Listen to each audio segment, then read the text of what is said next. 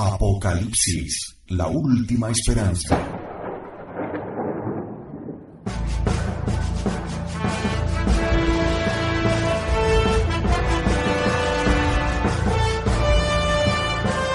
El tiempo se está acabando. La salvación está en riesgo. La fe y la verdadera doctrina tras un velo de falsedad. Los hombres desobedecen, apostatan y traicionan. ¿Todo está perdido? Los católicos sabemos que no. Tenemos la esperanza de la parucía. Sabemos que el Apocalipsis es nuestra esperanza en el reinado de Cristo nuestro Señor. Apocalipsis, la última esperanza.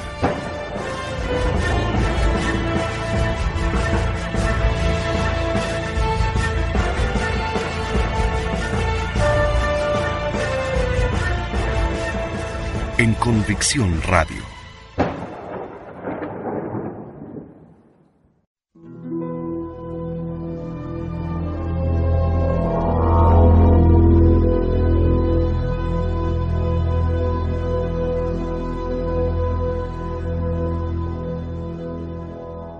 Estimados auditores de Convicción Radio, como estaba previsto, vamos a continuar con los 4 sermones del cardenal Newman, sermones muy interesantes acerca del anticristo.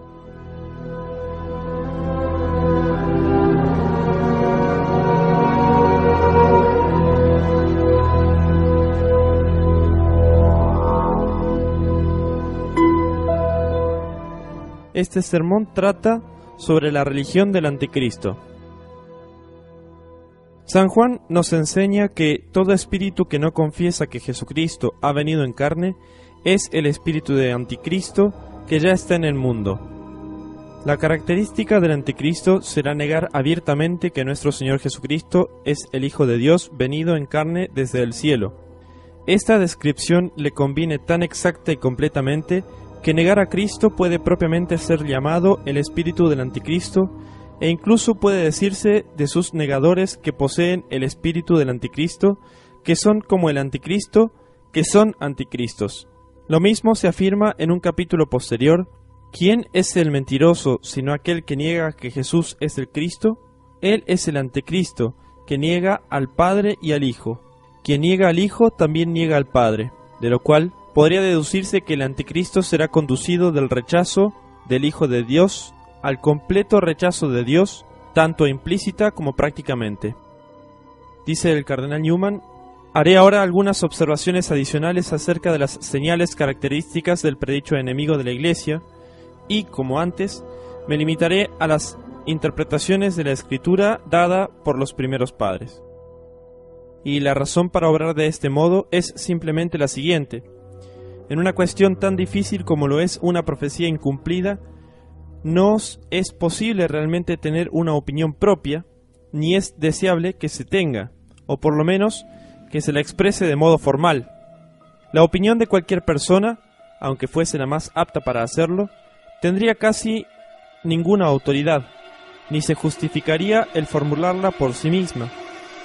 Por el contrario, los juicios y perspectivas de la Iglesia primitiva merecen nuestra especial atención, puesto que, por lo que sabemos, pueden muy bien proceder de tradiciones de los apóstoles y porque son expresados en forma mucho más consistente y unánime que los de cualquier otro conjunto de maestros. Por tanto, estas opiniones tienen más derecho de reclamar nuestra atención que las de otros escritores, cualesquiera sean sus títulos, y si estos son de poca monta, los de otros son aún menores. En rigor, solamente el claro cumplimiento de las profecías puede reclamar nuestra entera adhesión en esta materia. Si viésemos todos los signos de la profecía cumplirse en la pasada historia de la Iglesia, entonces sí podríamos dispensarnos de considerar la autoridad de aquellos que nos presentasen las pruebas. Esta condición, sin embargo, difícilmente puede satisfacerse, puesto que la venida del anticristo es cercana a la venida de Cristo como juez. Por consiguiente, el hecho no ha tenido lugar bajo circunstancias que pueden ser invocadas como pruebas. Tampoco puede presentarse ningún hecho histórico que reúna todas las señales del anticristo claramente, aunque algunas se han cumplido en ciertas ocasiones. Por tanto, solo nos resta acudir al juicio de los padres, si es que debemos seguir alguna opinión, y si debemos aprovecharnos de todas las advertencias que la Escritura nos ofrece concernientes al mal que se aproxima, sea que ésta posea especial autoridad en este tema o no. Ya se ha recurrido a ellos y se volverá a hacer ahora. Continuaremos pues con este tema con los antiguos padres como guías.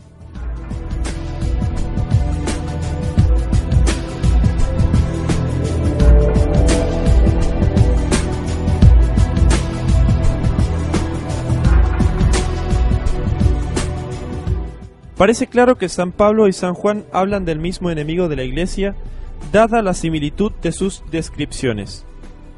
Ambos afirman que su espíritu ya estaba obrando en sus días. Ese espíritu del anticristo, dice San Juan, ya está en el mundo. El misterio de iniquidad ya está obrando, dice San Pablo. Y ambos describen al enemigo como caracterizado por el mismo pecado especial, la abierta infidelidad.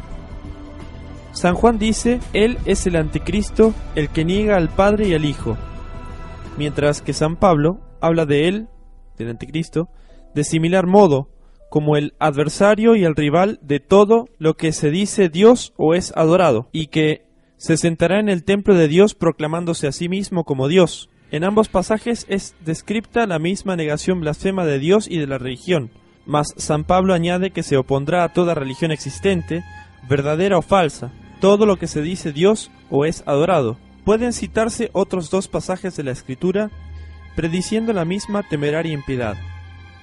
Uno pertenece al capítulo 11 de Daniel. El rey obrará conforme a su voluntad y se exaltará a sí mismo, se ensalzará por encima de todo Dios y hablará palabras arrogantes contra el Dios de los dioses y prosperará hasta que se haya colmado la ira.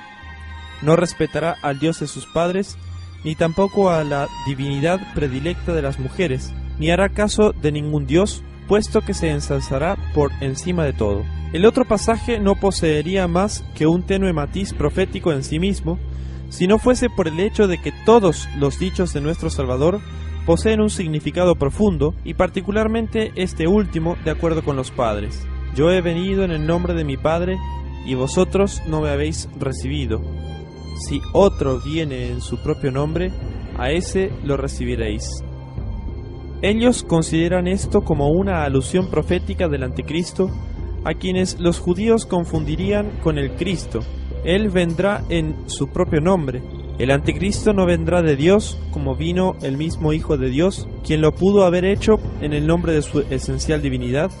No vendrá en nombre de Dios, sino en su propio nombre, sin pretender haber recibido misión alguna de Dios por una blasfema asunción del poder divino. A los pasajes citados deben agregarse aquellos que hablan en general de las impiedades de la última edad del mundo, impiedades que podemos creer prepararán la venida del anticristo y se consumarán en él. Muchos andarán errantes aquí y allá, y el conocimiento se incrementará. Muchos serán purificados y blanqueados y probados, pero los malvados seguirán obrando el mal, y ninguno de los malvados entenderá, mas los sabios entenderán. En los últimos días sobrevendrán tiempos peligrosos, pues los hombres serán amadores de sí mismos, codiciosos, jactanciosos, orgullosos, blasfemadores, desobedientes a sus padres, desagradecidos, malvados, desnaturalizados, implacables, calumniadores, incontinentes, despiadados, despreciadores de los buenos, traidores, temerarios, infatuados, más amantes de sí mismos que de Dios, con apariencia de piedad, mas negando su eficacia, burladores guiados por sus propias pasiones, que dirán, ¿dónde queda la promesa de su venida? Despreciadores de la autoridad, presuntuosos, autosuficientes, sin temor de insultar a las dignidades, que prometerán libertad a los hombres mientras que ellos serán esclavos de la corrupción, y cosas por el estilo. Ya se ha hecho mención de los judíos. Sería bueno establecer qué se afirmaba en la primitiva iglesia acerca de su relación con el anticristo. Nuestro Señor predijo que muchos vendrían en su nombre diciendo, Yo soy el Cristo. El castigo de los judíos es el de los incrédulos de todo tipo. Habiendo rechazado al verdadero Cristo, recibirán a uno falso. El anticristo será el perfecto y consumado seductor, en relación con el cual todos los anticristos previos son aproximaciones, de acuerdo con las palabras ya citadas. Si otro viene en su propio nombre, a ese lo recibiréis. Del mismo tenor son las palabras de San Pablo luego de describir al anticristo, cuya venida estará señalada, con todo tipo de prodigios engañosos y maldades, que seducirán a los que se han de condenar por no haber aceptado el amor de la verdad que les hubiera salvado. Y por esta causa, Dios les enviará un poder seductor que les hará creer en la mentira, para que sean condenados todos cuantos no creyeron en la verdad y prefirieron la iniquidad. Por consiguiente, considerando que el anticristo pretenderá ser el Mesías, desde antiguo se admitió por tradición que él sería de raza judía y que observaría los ritos judíos. Inclusive, San Pablo dice que el anticristo se sentará en el templo de Dios, esto es, de acuerdo con los antiguos padres, en el templo judío. Las mismas palabras de nuestro Salvador pueden ser empleadas para apoyar esta doctrina, puesto que él habla de la abominación de la desolación, expresión que, sea cual sea el sentido que se le dé, denota en su sentido pleno al anticristo, instalada en el lugar santo. Más aún, la persecución de los testigos de Cristo que el anticristo realizará es descrita por San Juan como teniendo lugar en Jerusalén. Sus cadáveres yacerán en las calles de la gran ciudad, que es llamada espiritualmente Sodoma y Egipto, donde también nuestro Señor fue crucificado.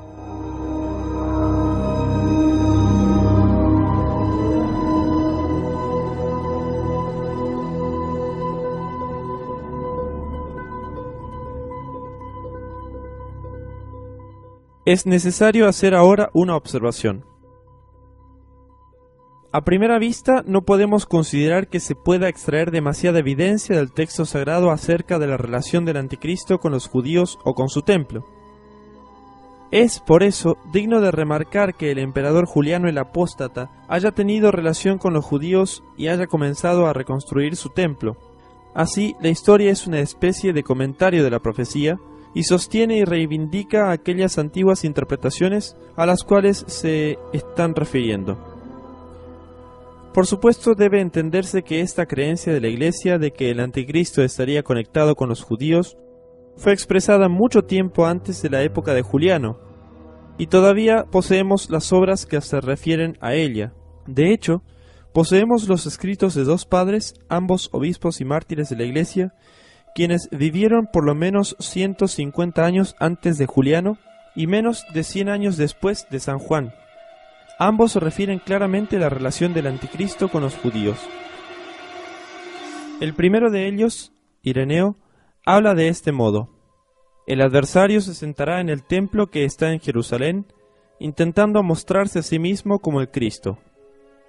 El segundo, Hipólito, el anticristo será aquel que resucitará el reino de los judíos.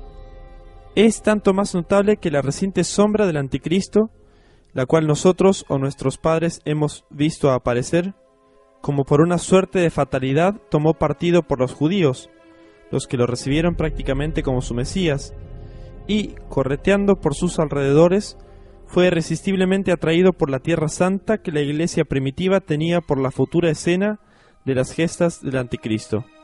Es necesario acotar que en este último párrafo, el cardenal Newman se refería a las campañas napoleónicas de Egipto y Siria entre mayo de 1798 y octubre de 1799.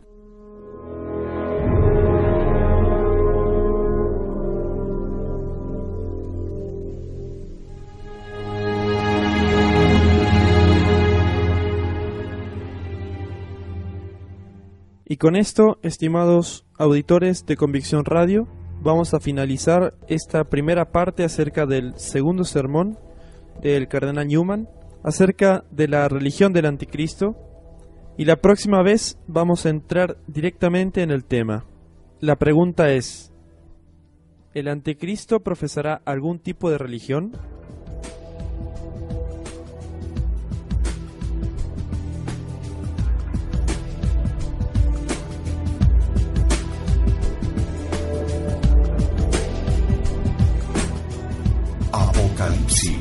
la última esperanza.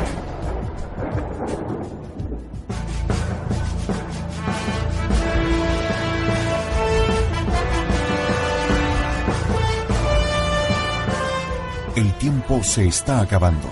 La salvación está en riesgo. La fe y la verdadera doctrina tras un velo de falsedad. Los hombres desobedecen, apostatan y traicionan. ¿Todo está perdido? Los católicos sabemos que no. Tenemos la esperanza de la parucía. Sabemos que el Apocalipsis es nuestra esperanza en el reinado de Cristo nuestro Señor. Apocalipsis, la última esperanza.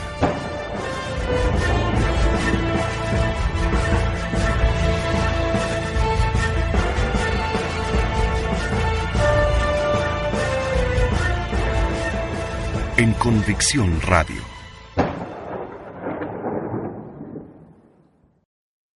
Apocalipsis, la última esperanza.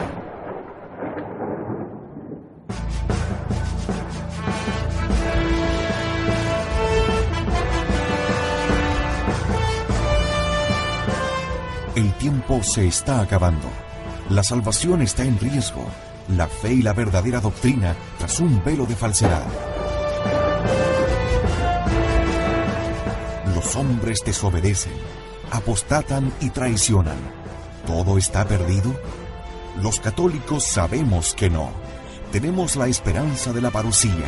Sabemos que el Apocalipsis es nuestra esperanza en el reinado de Cristo nuestro Señor. Apocalipsis, la última esperanza.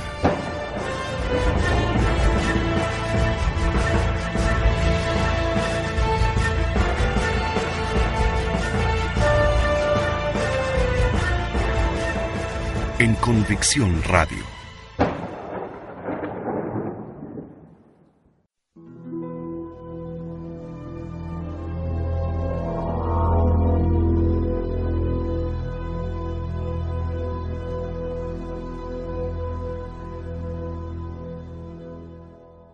Estimados auditores de Convicción Radio, volvemos otra vez con los 4 sermones sobre el Anticristo del Cardenal Newman, y esta vez vamos a continuar con el sermón donde trata la religión del Anticristo. Sobre esto vamos a preguntarnos precisamente si el Anticristo profesará algún tipo de religión.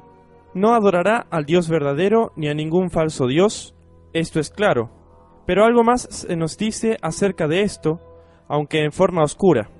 De hecho, acerca de esta cuestión, los relatos proféticos parecen inconciliables entre sí. El Anticristo se exaltará a sí mismo sobre todo lo que es llamado Dios o adorado. Se opondrá vigorosamente a los ídolos y a la idolatría, tal como los primeros escritores cristianos coinciden en afirmar.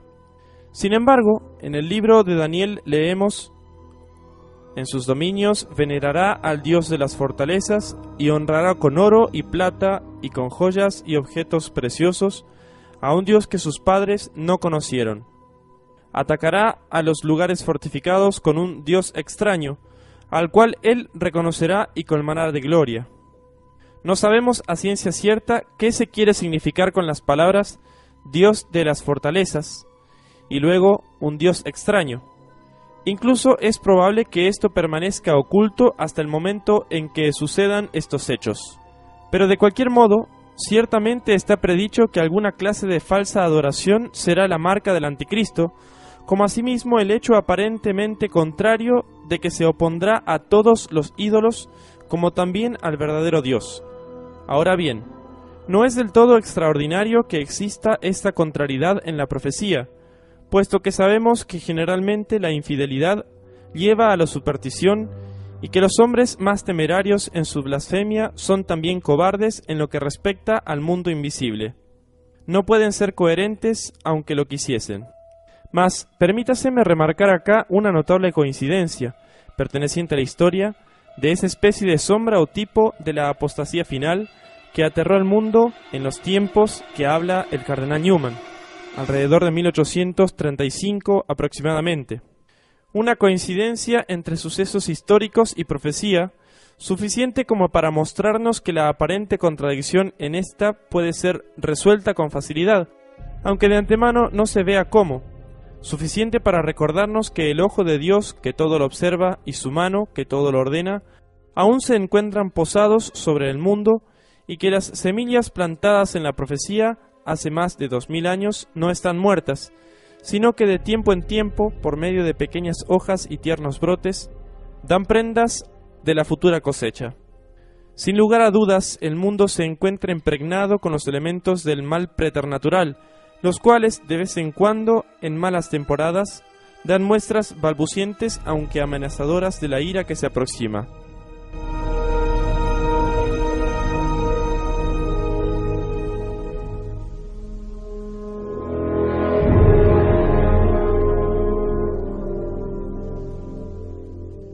En una grande y famosa nación, una vez grande por su amor a la Iglesia de Cristo, aunque memorable por los hechos de blasfemia que me llevan aquí a mencionarla, por los cuales debe ser hoy compadecida y por la que debe rezarse, la cual ha sido bajo muchos aspectos modelo y que ha sido seguida en aquello que debió haberse rechazado y admirada en aquello por lo que debió haber sido excusada, en la capital de esa poderosa y celebrada nación tuvo lugar una abierta apostasía del cristianismo, no del cristianismo solamente, sino también de toda forma de adoración que pudiese retener alguna similitud o lejana apariencia con las grandes verdades de la religión. El ateísmo fue profesado en forma absoluta y aunque parezca una contradicción en los términos, una cierta clase de culto fue introducido o, utilizando los términos de la profecía, un culto extraño. Observemos cómo fueron los hechos. Se habrán dado cuenta que estamos hablando de la Revolución Francesa. Por un lado, hicieron profesión de ateísmo, indujeron a un desgraciado hombre al cual habían forzado a la Iglesia a aceptar como arzobispo, a declarar en público que Dios no existía y que todo lo que había enseñado hasta entonces era una fábula. Hicieron grabar en las tumbas que la muerte era un sueño eterno, cerraron las iglesias, robaron y execraron los vasos sagrados de oro y plata de las mismas, utilizándolos como Baltasar en sus festines impíos, hicieron parodias de procesiones, vestidos con ornamentos sagrados y cantando himnos profanos, abrogaron el sacramento del matrimonio, reduciéndolo a un mero contrato civil revocable a voluntad. Estas son solo algunas de las enormidades que cometieron. Por otra parte, habiendo roto todo límite con respecto a lo divino y lo humano, dieron un nombre a aquel estado al cual se habían arrojado a sí mismos y exaltaron esa misma negación de religión, o mejor, esa blasfemia viviente a la condición de un Dios. La llamaron libertad y literalmente la adoraron como a una divinidad. Parecería increíble que aquellos mismos hombres que se desembarazaron de toda religión terminasen adorando en son de burla o por superstición una nueva e insensata deidad de su invención. Luego de abjurar de nuestro Señor y Salvador y de haberlo declarado blasfemamente de impostor, procedieron a decretar en la asamblea pública de la nación la adoración de la libertad y de la igualdad como divinidades. Además, proclamaron fiestas en honor de la razón, la patria, la constitución y las virtudes. Más aún, determinaron que dioses tutelares e incluso hombres muertos pudiesen ser canonizados, consagrados y adorados. Incluyeron en esta lista a algunos de los más notorios infieles y libertinos del siglo pasado. Los restos de los dos principales fueron llevados en solemne procesión hasta una de sus iglesias y depositados en el mismo altar. Se quemó incienso en su nombre y la multitudinaria asamblea se postró en señal de adoración ante uno de ellos, ante lo que quedaba en la tierra de un inveterado enemigo de Cristo. Recordemos que los restos de Rousseau y Voltaire fueron depositados en la cripta del Panteón, antigua basílica de Santa Genoveva. Ahora bien, no menciono todo esto considerándolo como el cumplimiento de la profecía, ni siquiera como si el verdadero cumplimiento de la misma fuese a darse de este modo, sino simplemente para señalar que en los últimos tiempos los sucesos históricos nos han mostrado que existen modos de cumplimiento de vaticinios sagrados que a primera vista parecen contradictorios, que los hombres pueden oponerse a toda forma de culto, verdadera o falsa, y sin embargo crear una religión propia por orgullo, capricho, política, superstición, fanatismo o cualquier otra razón. Debe incluso remarcarse una tendencia de esta gente infatuada a introducir el antiguo culto democrático romano, mostrándonos de este modo que el cuarto monstruo de la visión del profeta no está muerto. Incluso llegaron tan lejos como para restaurar el culto de una divinidad romana por su nombre, erigirle una estatua y establecer una fiesta en su honor. Esto es ciertamente inconsistente con su pretensión de exaltarse a sí mismos por encima de todo lo que es llamado Dios. Sin embargo, menciono este hecho no para arrojar luz acerca de la profecía, sino para mostrar que el espíritu de la antigua Roma no ha desaparecido del mundo, aunque su nombre esté casi extinguido. Más aún, es sorprendente observar que el apóstata de los primeros tiempos, el emperador Juliano, también se abocó a la restauración del paganismo romano.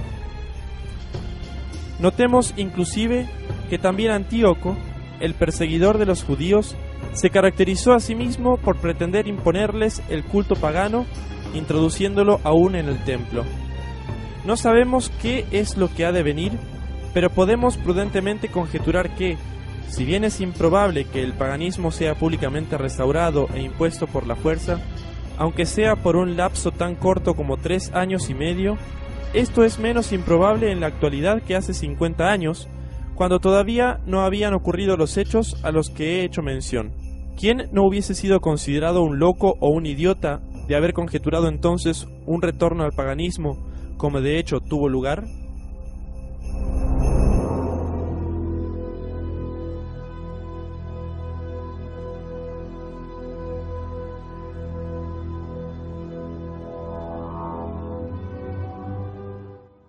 Volvamos ahora a los santos padres y veamos si sus predicciones se corresponden con los hechos ocurridos posteriormente.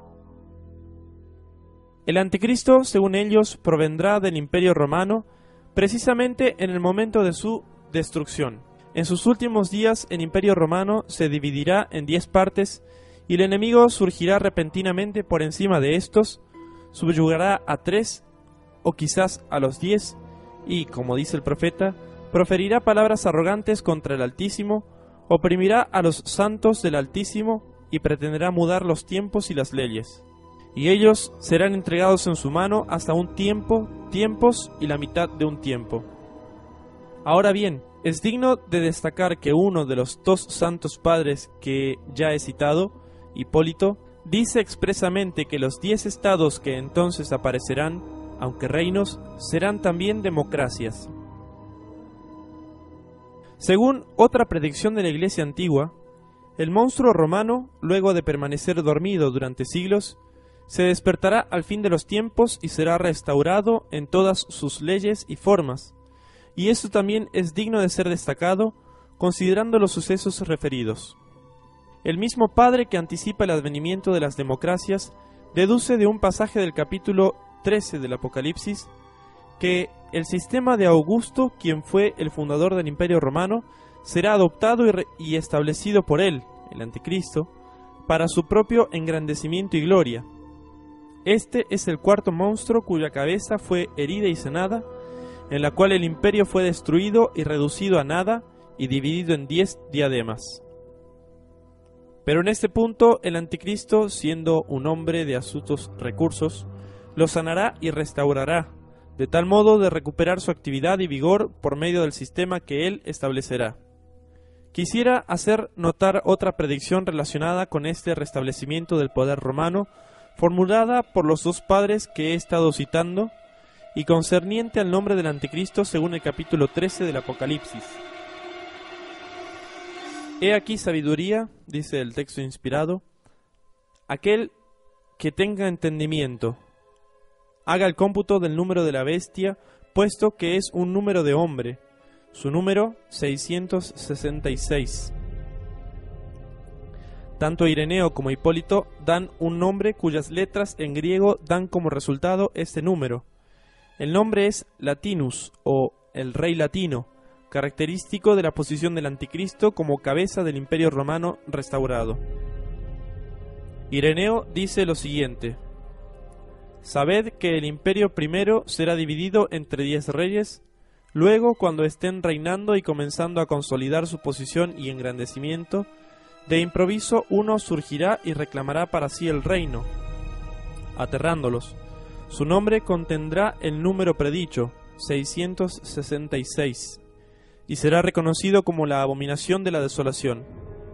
A continuación menciona el nombre Lateinos, junto con otras 2 palabras, como correspondientes al número, y comenta: esto es muy probable, dado que este es el nombre del antiguo imperio, pues los latinos, esto es, los romanos, reinan actualmente. Ireneo añade que él personalmente prefiere una de las otras 2 palabras. En cuanto a Hipólito, citamos: puesto que la herida de la primera bestia fue sanada, y es claro que los latinos son ese imperio, en consecuencia él es llamado el rey latino, pasando así el nombre del imperio a un individuo. No podemos saber si esta predicción se cumplirá o no.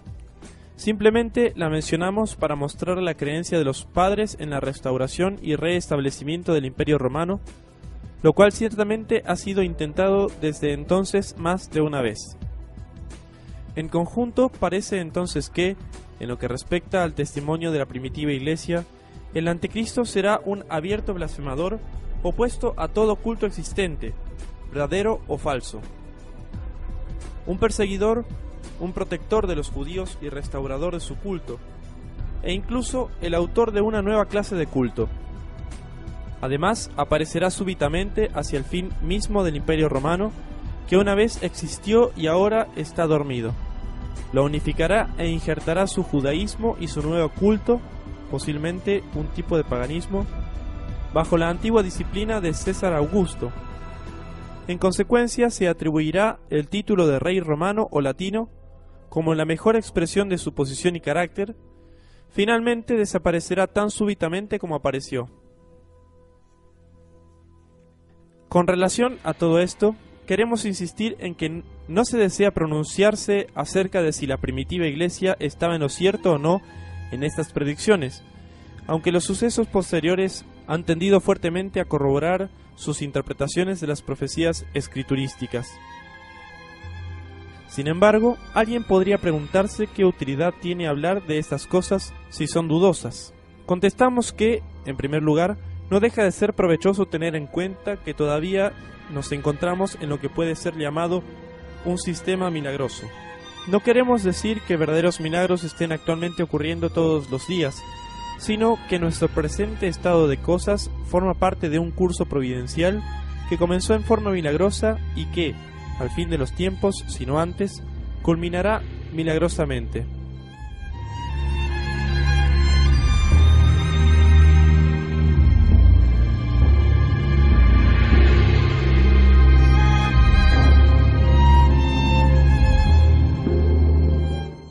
Las predicciones particulares más arriba detalladas pueden ser verdaderas o falsas, pero un anticristo, quien quiera y como quiera que sea, vendrá. El antiguo imperio romano no se ha extinguido. Satanás, si está encadenado, lo está solo por un tiempo. El combate entre el bien y el mal no ha concluido. Queremos insistir en esto.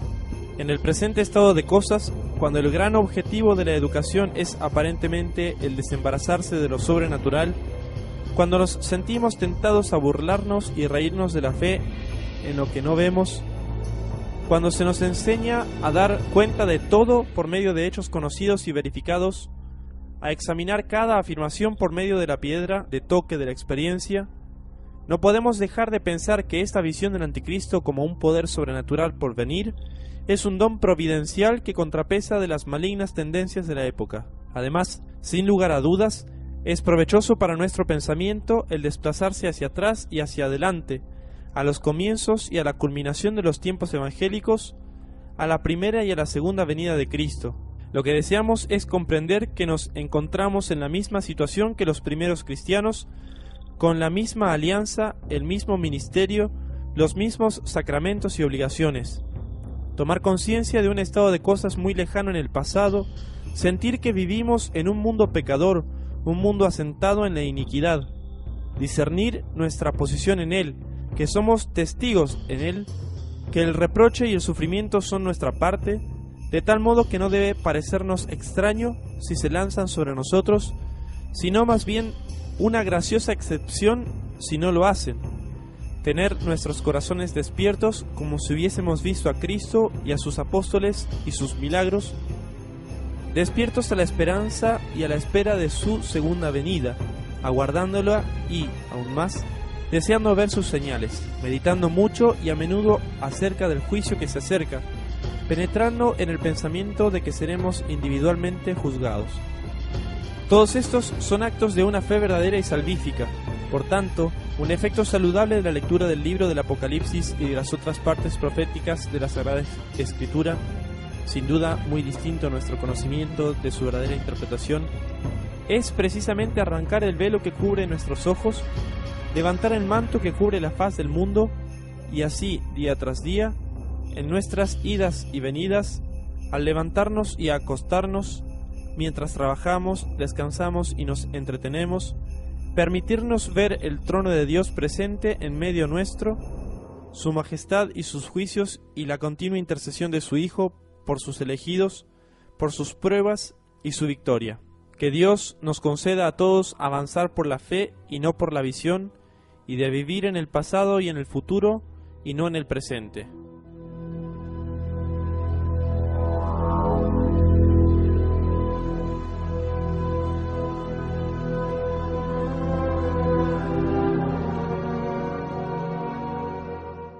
Con esto, queridos auditores de Convicción Radio, terminamos el segundo sermón del Cardenal Newman, el segundo de 4 sermones, y para la próxima vez vamos a empezar el tercer sermón, donde trata la ciudad del Anticristo. Hasta la próxima vez, queridos auditores.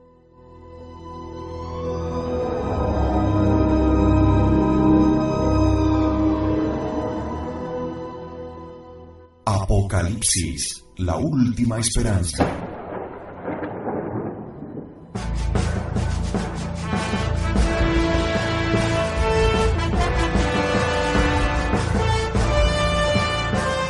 El tiempo se está acabando. La salvación está en riesgo. La fe y la verdadera doctrina tras un velo de falsedad. Los hombres desobedecen, apostatan y traicionan. ¿Todo está perdido? Los católicos sabemos que no. Tenemos la esperanza de la parucía. Sabemos que el Apocalipsis es nuestra esperanza en el reinado de Cristo nuestro Señor. Apocalipsis, la última esperanza.